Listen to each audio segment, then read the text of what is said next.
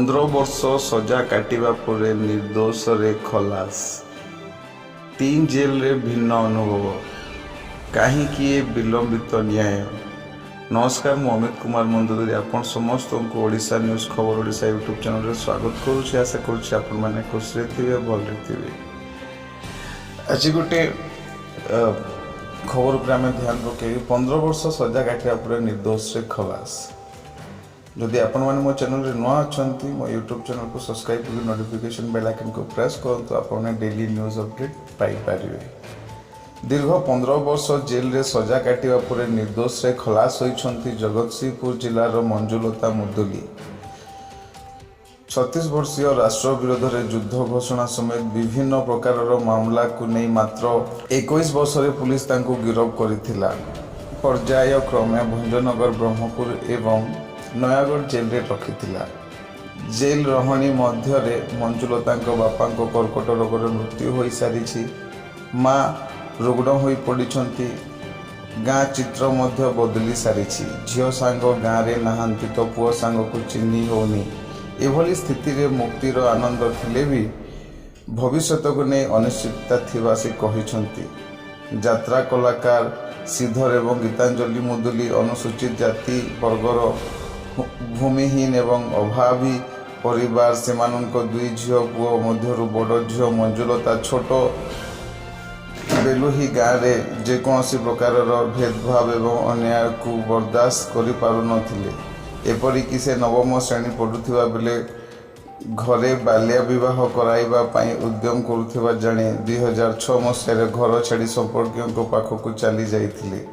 10ମ ପଢ଼ିବା ସହ ବିଭିନ୍ନ ପ୍ରକାର ସାମାଜିକ କାର୍ଯ୍ୟକ୍ରମରେ ସକ୍ରିୟ ରହିଥିଲେ। ମଞ୍ଜୁଲତା କହନ୍ତି, ଅଚାନକ 2008 ମସିହାରେ ଭଞ୍ଜନଗରରୁ ପୁଲିସ ତାଙ୍କୁ ଗିରଫ କରିଥିଲା, ଯାହା ତାଙ୍କ ପାଇଁ ଅସହ୍ୟ ଥିଲା। ପ୍ରଥମେ ତ କିଛି ବୁଝି ହିଁ ପାରିନଥିଲେ। ଏପରିକି ତାଙ୍କୁ ଲୁହା କଡ଼ିରେ ବାନ୍ଧି ଜେଲରେ ପୁରାଇ ଦିଆଯାଇଥିଲା। ତାଙ୍କ ସହ ଆଉ 4 ଅଭିଯୁକ୍ତ ଥିଲେ। ସେ ଦିନ ମଞ୍ଜୁଲତା ଜାଣିଲେ ତାଙ୍କ ଉପରେ ମାଓବାଦୀ ଟ୍ୟାଗ ଲଗାଯାଇଛି। 4 ଦିନ ହାଜତରେ ରଖିବା ପରେ ଅଦାଲତରେ ହାଜର କରାଯାଇଥିଲା। ସେଠାରୁ ଭଞ୍ଜନଗର ଜେଲକୁ ଅଣାଯାଇଥିଲା। ମଞ୍ଜୁ କହନ୍ତି, ଏହି ସମୟ ପର୍ଯ୍ୟନ୍ତ କୌଣସି ପ୍ରକାର ନିଜକୁ ସ୍ୱାଭାବିକ ରଖିଥିଲେ, କିନ୍ତୁ ଭଞ୍ଜନଗର ଜେଲର ଗୁଫା ଭଳି ରାସ୍ତା ଦେଖି ଧୈର୍ଯ୍ୟହରା ହୋଇ କାନ୍ଦି ପକାଇଥିଲେ। କିନ୍ତୁ ଆଶ୍ଚର୍ଯ୍ୟଜନକ ଭାବେ ଜଣେ ଅଜଣା ଦୃଷ୍ଟିହୀନା ବୃଦ୍ଧା ବନ୍ଦିନୀ ମୋ ନାତୁଣୀ ଆସିଗଲା କହି ଏଭଳି କୋଲେଇ ନେଇଥିଲା। ଜୀବନ ତମାମ ସେ ସ୍ପର୍ଶ ଭୁଲି ହେବ ନାହିଁ।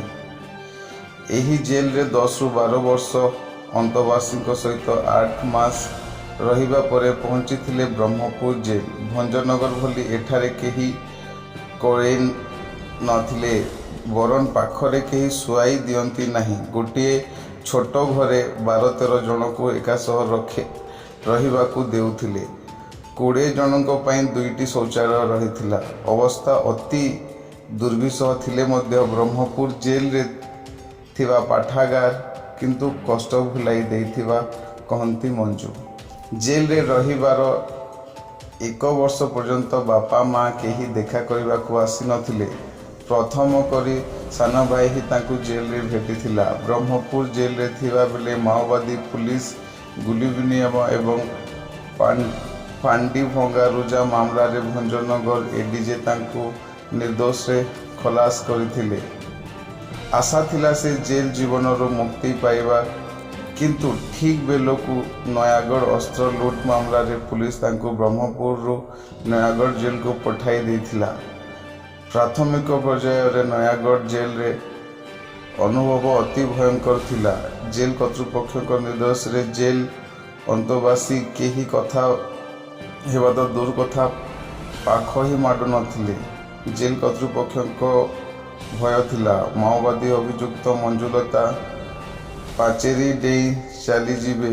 ତେଣୁ ତାଙ୍କ ଉପରେ କଡ଼ା ନଜର ସହିତ ସଖ୍ତ କଟକଣା ଥିଲା, ଯାହା ସମସ୍ତଙ୍କୁ ଅଣନିଶ୍ୱାସୀ କରିଦେଉଥିଲା। କିନ୍ତୁ ଜେଲ କର୍ତ୍ତୃପକ୍ଷଙ୍କ କଟକଣାକୁ ବିରୋଧ କରି ସାଥୀ ବନ୍ଦିନୀ ଇତିଶ୍ରୀ ପ୍ରଥମେ ବନ୍ଧୁତା ସ୍ଥାପନ କରିବା ସହିତ ଅନ୍ୟମାନଙ୍କୁ ମଧ୍ୟ ମାନସିକ ବଳ ଦେଇଥିବା କହନ୍ତି ମଞ୍ଜୁଲତା। ଏହି ସମୟରେ ଅଧୀକ୍ଷକଙ୍କ ନିର୍ଦ୍ଦେଶରେ ନୟାଗଡ଼ ଜେଲ ଅନ୍ତେବାସୀ को अधिक समय कार्य कराइबा सहित अति निम्नमानर खाद्य देउथिले ताहा भी यथेष्ट हेउनथिला। 2 वर्ष परे अधीक्षक प्रफुल्ल कवि नाम नूतन अधीक्षक जोगदान पर जेल रे अनेक संस्कार अणाଯାଇଥିଲା। जेल रे से सिलाई प्रशिक्षण मध्य पाइछंती। शेष रे एडीजे नयागढ़ पक्षरु तांकु निर्दोष खलास करा जाइछि। मंजुलता कहती नयागढ़ जेल रु साथी बंदिनी ठारू विदाय नहीं मध्य यह भावविहल करदेला। जेल रे रहिबा परे से सर्वदा रोगग्रस्त अनुभव करुथिले, किंतु वर्तमान से सबु रोग एवं कटकणारू मुक्ति पाइथिबा अनुभव करती। मंजुलता सहित रायगढ़ प्रताप किंबिका मध्य नयागढ़ अस्त्रलुटी मामला रे गिरफ होई 15 वर्ष जेल रे रहिबा परे खलास होइथिले। प्रताप जंगल को काठ काटिबा को जाइथिबा बेले पुलिस गिरफ करथिला। और डेली न्यूज़ अपडेट पाई मो चैनल को सब्सक्राइब करंतु, नोटिफिकेशन बेल आइकन को प्रेस करंतु। वीडियोटा इनफॉरमेशन भल लागले को शेयर करंतु। समस्त खुशी रे थांतु, समस्त भल रे थांतु। धन्यवाद।